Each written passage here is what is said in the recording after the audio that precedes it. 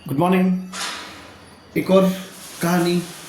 आज तो कुछ छोटी मोटी रिएक्शंस हैं, नन्ही मुन्नी रिएक्शंस हैं।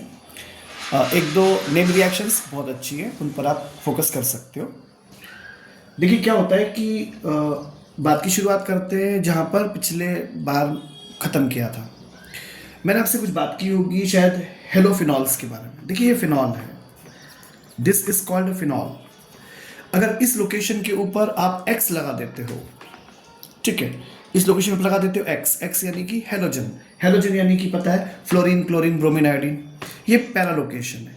अगर हम इस लोकेशन पर लगा देते हैं एक्स, मतलब अरे यार एक साथ नहीं लगाना है, ये लगा लो पहले, फिर बाद में इसके साथ ऐसे कर लो, यानी ये रहने दो, इसको ऐसे कर लो, ये ओ एच है, फिर यहाँ पे एक्स लगा दो, फिर क्या करो कि यहाँ पे ऐसे करो, यहाँ पे ओ एच है, यहाँ पे एक्स लगा दो, तो ये ऑर्थो हो जाएगा, ये मेटा हो जाएगा, पैरा हो जाएगा, और ये ऑर्थो मेटा पैरा हेलोफिनॉल्स कहलाएंगे। क्या कहलाएंगे? हेलोफिनॉल्स कहलाएंगे, क्योंकि एक्स अभी डिस्क्लोज नहीं है। आपको पता है एक्स की वैल्यू क्या हो सकती है? फ्लोरीन, क्लोरीन, ब्रोमीन, आयोडीन हो सकती है। ध्यान दीजिए यहाँ पर फ्लोरीन शामिल है, तो फ्लोरीन, क्लोरीन, ब्रोमीन और आयोडीन हो सकती है। तो सिंपल सी बात हो गई है, ठीक है। आई hope you understand what I am speaking for. चलिए अब क्या होता है समझने की कोशिश कीजिएगा। मान लीजिए कि आप इसमें कंपेयर करना चाहो एक बार फिर से एसिडिक स्ट्रेंथ की, तो आपको पता है कि एक होता है प्लस आर इफेक्ट। तो जितने भी हेलोजेंस होते हैं उसमें प्लस आर इफेक्ट भी होता है, और इसमें माइनस आई इफेक्ट भी होता है। प्लस आर इफेक्ट क्यों होता है? इलेक्ट्रॉन के पेयर के डोनेशन की कैपेसिटी के कारण, इलेक्ट्रॉन के पेयर के डोनेशन की कैपेसिटी के कारण इसमें क्या होता है? प्लस आर इफेक्ट होता है।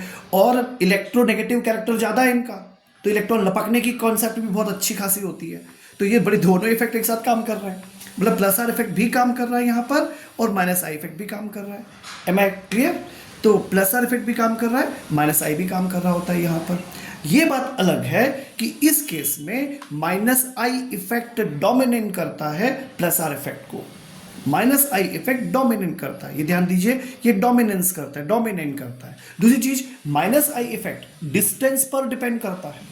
माइनस आई इफेक्ट डिस्टेंस पर डिपेंड करता है। तो कुल मिलाकर के सीन क्या हो रहा है समझिएगा।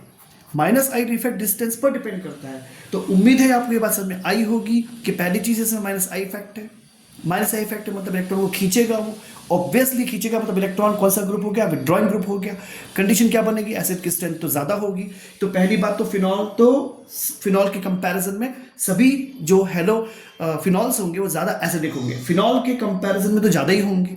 पर आपस में क्या होगा हमें ये देखना है, ठीक है। अब शुरू करते हैं। डिस्टेंस पर बेस्ड है, ये जो पास होगा इसे पावरफुल होगा, थोड़ा दूर होगा थोड़ा कमजोर होगा, और दूर होगा और कमजोर होगा। तो कहानी तो बहुत आसान सी हो गई। हम कह सकते हैं ऑर्थो हेलोफिनॉल, कह सकते हैं ortho halophenol is more in comparison to meta, is more in comparison to para. I hope you understand. ये कहानी फ्लोरीन, क्लोरीन, ब्रोमीन पर आयोडीन होती है, पैसे पे अप्लाई हो जाती है। अच्छा एक इंपॉर्टेंट बात और है, ये बोलना बहुत जरूरी होगा, सिर्फ पैराफ्लोरोफिनॉल जो होता है, पैराफ्लोरोफिनॉल उस पर एप्लीकेबल नहीं होता। क्योंकि समझने की कोशिश कीजिए प्लीज, यहां पर क्या है? ये OH है, यहां पर क्या है? ये फ्लोरीन है, ये है क्या? पैराफ्लोरोफिनॉल है। कंडीशन ये बनती है कि इस कंडीशन में जो इफेक्ट्स होते हैं, यानी कि आर इफेक्ट यानी प्लस आर इफेक्ट और माइनस आई इफेक्ट लगभग बराबर हो जाते हैं। तो एक दूसरे को नलीफाई कर देते हैं, एक दूसरे को डिमिनिश कर देते हैं, खत्म कर देते हैं। और जब एक दूसरे को खत्म कर देते हैं तब इसकी जो ऑफ कोर्स एसिडिक स्ट्रेंथ होती है वो वही होती है जो फिनॉल की होती है। तो ये एक इंपॉर्टेंट क्वेश्चन बन जाता है कि पैराफ्लोरोफिनॉल जो है, एक तो डिस्टेंस ज़्यादा, समझिए डिस्टेंस ज़्यादा है इसकी, और इसकी जो कैपेसिटी यानी कहना चाहिए कि जो इसके अंदर प्लस आर इफेक्ट जनरेट होता है वो माइनस आई इफेक्ट के बराबर हो जाता है। तो प्लस आर इफेक्ट और माइनस आई इफेक्ट दोनों के दोनों बराबर होने से इन दोनों की एसिड स्ट्रेंथ कंपैरेबल क्या लगभग बराबर हो जाती है, एकदम बराबर हो जाती है, आप ऐसा मान सकते हो।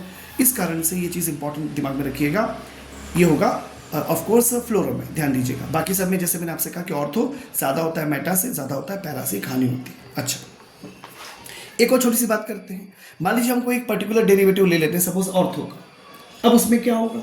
अब कंडीशन ये कि ऑर्थो क्लोरो है, ब्रोमो है, आयोडो है, और ऑफ कोर्स फ्लोरो है। तो ऑर्थो फ्लोरो जो होगा वो सबसे कमजोर होगा, क्योंकि बॉन्ड फॉर्मेशन बहुत टाइट होता है। बॉन्ड फॉर्मेशन टाइट होने से क्या होगा? हाइड्रोजन का रिमूवल आसान नहीं होता।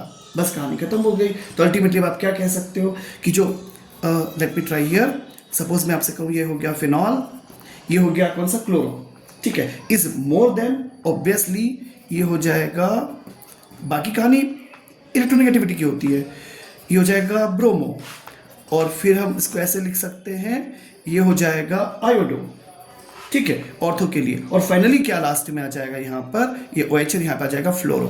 M I clear? तो कहने का मतलब ये हुआ कि सबसे कमजोर जो होगा वो फ्लोरो, ऑर्थो फ्लोरो फिनॉल, इसके कंपैरिजन में। तो क्लोरीन ज्यादा, फिर ब्रोमीन, फिर आयोडीन और फिर ब्रोमीन। ये सिंपल सी कहानी होती है ऑफ कोर्स हेलोफिनॉल्स के एसिडिक स्ट्रेंथ के बारे में। एक छोटी सी बात और करते हैं। आमतौर पे बहुत सिंपल सा ही प्रोसेस होता है, फिर भी बात करते हैं। इसे कहते हैं reaction with the carboxylic acid. Reaction with the carboxylic acid. जो अल्कोहल्स होते हैं ना, वो कार्बोक्सिलिक एसिड से रिएक्शन कर जाते हैं in presence of few drops of sulphuric acid. ध्यान रखिएगा, प्रोटिक एसिड मतलब कि H2SO4 की प्रेजेंस होना अच्छा रहता है, या फिर ड्राई HCl गैस हो। मैं इसमें भी आपसे बात करूंगा, ड्राई HCl गैस पर भी कुछ अलग से बात करना पड़ेगी। देखिएगा क्या होता है, सिंपल सी कहानी ये कि R है, C है, O है, OH है, ठीक है, किससे रिएक्शन कर रहा है, अल्कोहल के साथ रिएक्शन कर रहा है। तो उसे मैं कैसे लिख देता हूँ, HO CH2 CH3, ये है CH3 CH2 OH हो गया। ये हो गया क्या, एथेनॉल हो गया। ये क्या हो गया, एक कार्बोक्सी है। ऑब्वियसली इस कंडीशन में क्या होता है, रिवर्सिबल रिएक्शन होती है। क्या होता है, रिवर्सिबल रिएक्शन होती है इन प्रेजेंस ऑफ, मैंने लिख दिया कॉन्सेंट्रेटेड सल्फ्यूरिक एसिड। और क्या हो जाएगा, डेफिनेटली आप लिख सकते हो RC, ये हो गया O, ये ऐसे हो गया, और क्या हो गया, ये यहाँ से हो गया OR, यानी ये दिख रहा है, ये ऐसे हो जाएगा, ये HH यहाँ से बाहर हो जाता है, यानी O CH2 CH3। यानी जनरलाइज्ड रिएक्शन लिखना चाहेंगे तो डेफिनेटली आप ऐसा कह सकते हो कि आप ऐसा बोल सकते हो कि RCOOH plus of course R-OH। तो ये OH, ये H यहाँ से गायब हो गया और आपको मिल जाएगा RCOOR- एस्टर्स बन जाते हैं और पानी।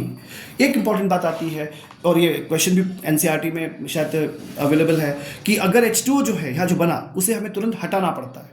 अगर हम H2O नहीं हटाएंगे तो रिवर्सिबल रिएक्शन होती है ना, तो रिवर्सिबल रिएक्शन होने के कारण वापस से ये प्रोडक्ट जो होता है वो रिएक्टेंट्स में तब्दील कन्वर्ट हो जाता है। इस कारण से इसको हटाना पड़ता है H2O को तुरंत। क्या आप जानते हैं कि H2O को जो हटाने की प्रोसेस होती है, इसे कुछ नाम होता है, इसे बोलते हैं डीन एंड स्टार्क मेथड, ठीक है, उसे बोला जाता है। एक एपरेटस होता है एक्चुअली, वो एपरेटस होता है जिसे बोलते हैं डीन एंड स्टार्क एपरेटस, उसकी मदद से इसको सेपरेट किया जाता है, ठीक है। ऐसे नहीं करते ना कि रिएक्शन हो रही है हाथ डाल के पानी निकाल लो, तो ऐसा तो नहीं ना यार, छान भी तो नहीं सकते। तो ये सिंपल सी कहानी बनती है RCOOR- की, यानी एस्टर्स के फॉर्मेशन की। एक इंपॉर्टेंट बात बतानी थी, नोटिस लिया होगा आपने, मैंने आपसे कहा कि ड्राई HCl ले सकते हो। आपको पता है अगर आप ड्राई HCl यूज कर लोगे एज अ कैटलिस्ट, अगर आप ड्राई एस्टर यूज कर लोगे एज अ कैटलिस्ट, तो इसी रिएक्शन को, इसी एस्टरिफिकेशन के प्रोसेस को आप कहोगे FISCHER, Fischer, SPEIER, Fischer Speier esterification. It's beautiful process, यही है। लेकिन instead of concentrated sulphuric acid, अगर आप ड्राई HCl यूज करते हो, ड्राई HCl गैस यूज करते हो इस प्रोसेस में एस्टरिफिकेशन के लिए, तो इस मेथड को फिशर स्पीयर एस्टरिफिकेशन के नाम से हम रिकॉग्नाइज करते हैं। Am I clear? I hope कि आपको समझ में आया होगा। अच्छा, अगर आप और भी चाहे इसके बारे में डिस्कशन करना, तो R का साइज जैसे जैसे बढ़ता है वैसे वैसे रिएक्शन में कॉम्प्लिकेशंस बढ़ते हैं, यानी जो ईज ऑफ रिएक्शन है वो कमजोर होता है। यानी हम इस पर बात कर सकते हैं कि जैसे यहाँ पर एक कौन है, कार्बोक्सी है, एक कौन है, अल्कोहल है, तो इनकी रिएक्टिविटी का ऑर्डर क्या होगा। मतलब अगर आप एस्टरिफिकेशन करना चाहते हो तो रिएक्टिविटी का ऑर्डर क्या होगा, इसमें आप बता सकते हो कि जैसे मान लो अल्कोहल की सीक्वेंस चाहिए हो तो आप सीधे बोल दो CH3OH more than C2H5OH is more than वही CH3 होल ट्वाइस, ध्यान दीजिएगा, है ना। उसके बाद में फिर CHOH, फिर क्या thrice, tertiary CH3 whole thrice, वही COH। इस तरह से ये होता है रिएक्टिविटी का ऑर्डर। किसमें, इसमें ये जो RCOOH यूज किया आपने, सॉरी ये जो अल्कोहल यूज किया उसका ऑर्डर ये होगा, ठीक है। अच्छा, और जब आप कार्बोक्सी की बात करना चाहते हो तो सबसे ज्यादा होगा RHCOOH, फॉर्मिक एसिड जो होता है, फॉर्मिक एसिड मतलब ऑफ कोर्स HCOOH, ये सबसे ज्यादा रिएक्टिव होगा in comparison to CH3COOH, acetic acid हो गया, या in comparison to CH3 whole twice, समझ में आ रहा होगा आपको, CHOH, ऐसे COOH एंड सो ऑन, ऐसे ही अगला। Am I clear? कहने का मतलब क्या हुआ, जैसे जैसे R का साइज बढ़ रहा है, यानी सेकेंडरी टर्सरी पे जा रहे हो, तो जो रिएक्टिविटी की पोजीशन होती है, रिएक्टिविटी जो है वो कमजोर होने लगती है। तो ध्यान रहे ये अल्कोहल के लिए होता है कि CH3 ग्रुप सबसे छोटा ग्रुप रहेगा तो इसकी रिएक्टिविटी मैक्सिमम रहेगी और इसमें HCOH है सबसे रिएक्टिविटी ज़्यादा रहेगी और एंड सो ऑन। ये सिंपल सी कहानी बन सकती है इसके बारे में, ठीक है। अच्छा, एक इंपॉर्टेंट बात और, आपने देखा होगा एस्टरिफिकेशन के प्रोसेस में आप हमेशा यहाँ पे R यूज़ करते हो। You may have this question in your mind, क्या हम फिनॉल्स यूज़ कर सकते हैं? मतलब क्वेश्चन ये उठता है, जैसे आप अल्कोहल लेते हो ना, तो क्या मैं फिनॉल लेकर के ऐसे कर सकता हूँ कि RCOOH का रिएक्शन होगा? आंसर है ना। मतलब क्या हुआ? Phenol can not be converted into ester by direct, ये जो डायरेक्ट मेथड हो रही है ना, इसमें डायरेक्ट रिएक्शन से आप ऐसा नहीं कर सकते। कार्बोक्सिलिक एसिड यूज करके फिनॉल डायरेक्ट कन्वर्ट नहीं हो सकते। क्यों नहीं हो सकते? क्योंकि फिनॉल्स लेस न्यूक्लियोफिलिक होते हैं। रीजन क्या है? फिनॉल्स जो होते हैं वो लेस न्यूक्लियोफिलिक होते हैं अल्कोहल के कंपैरिजन में। तो रीजन दिमाग में रखिएगा, phenols are less nucleophilic than alcohol. Alcohol ज्यादा न्यूक्लियोफिलिक होते हैं, फिनॉल्स कम न्यूक्लियोफिलिक होते हैं, इसलिए ये सीधे सीधे एस्टरिफिकेशन में पार्टिसिपेट नहीं कर सकते। ये सिंपल सा लॉजिक था। तो आई होप कि आपको ये बात समझ में आई होगी।